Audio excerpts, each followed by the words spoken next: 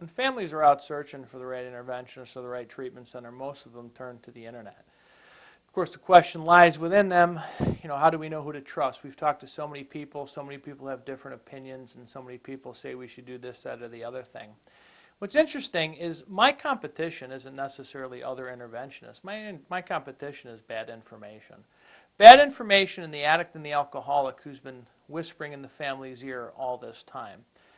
On one hand, we've got society telling us things like you have to want help, you have to hit the bottom before anything can change. And then you got the addict and the alcoholic who's basically taught you everything that you know about addiction. Treatment Center A says we've got this, Treatment Center B says we've got this, and the list goes on. So families are confused.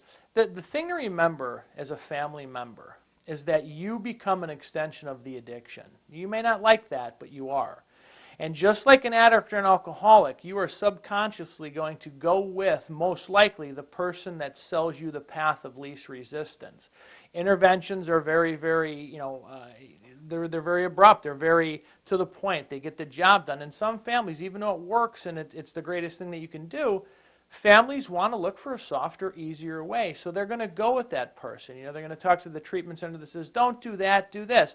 And everybody's out there trying to pull you in a different direction. Go with what feels right. But remember, going with the path of least resistance doesn't mean it's going to be the best option.